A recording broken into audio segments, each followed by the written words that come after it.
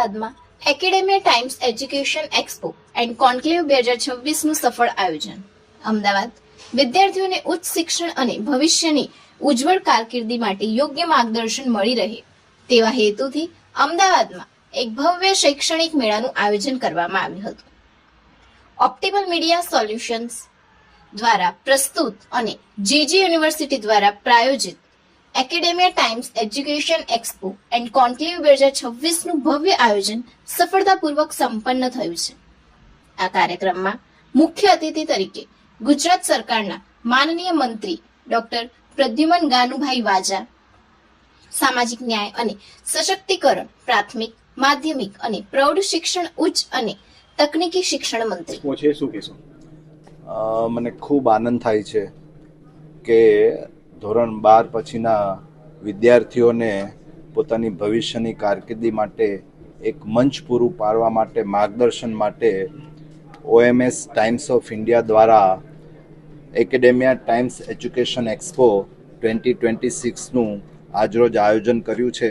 તે બદલ હું આયોજકોને અને તેની સાથે સાથે જે શૈક્ષણિક સંસ્થાઓએ આમાં ભાગ લીધો છે એ બધાને હું અભિનંદન સાથે આભાર વ્યક્ત કરું છું.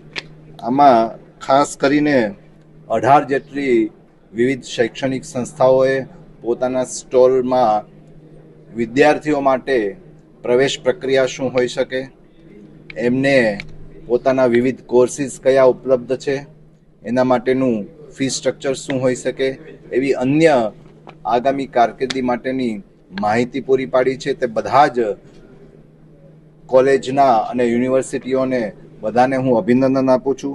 તેની સાથે સાથે 10 પ્રાઇવેટ યુનિવર્સિટીઓ પણ ભાગ લીધો છે.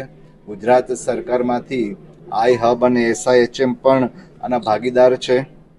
અને સાથે સાથે વિદ્યાર્થીઓને લોનની વ્યવસ્થા માટે પણ SBIનો આ જે સ્ટોલ એ લોકોએ રાખ્યો છે, ત્યારે આ એક્સપો માટે આયોજન માટે આયોજકોને હું આભાર માનું છું. તેની સાથે સાથે બધા જ વિદ્યાર્થીઓને પોતાની આગામી કારકિર્દી માટે ખૂબ ખૂબ શુભેચ્છાઓ પાઠવું છું. ઇન્ટરનેશનલ યુનિવર્સિટી કરતાં જે અમુક યુનિવર્સિટીઓ છે એ લોકો પોતે ઇન્ટરનેશનલ એક્સચેન્જ પ્રોગ્રામ હેઠળ 3 વર્ષ અહીંયા કરે અને 1 વર્ષ અલગ અમેરિકા, ઓસ્ટ્રેલિયા, UK અલગ દેશમાં કરે, તો તેને બંને પદવી પણ ઉપલબ્ધ થાય છે એવું પણ આજે અહીંયા માર્ગદર્શન મળે છે. અને આવી મ્યુચ્યુઅલ એક્સચેન્જ પ્રોગ્રામ ઘણી બધી યુનિવર્સિટીઓમાં ઉપલબ્ધ છે, એની માહિતી પણ વિદ્યાર્થીઓને આપે.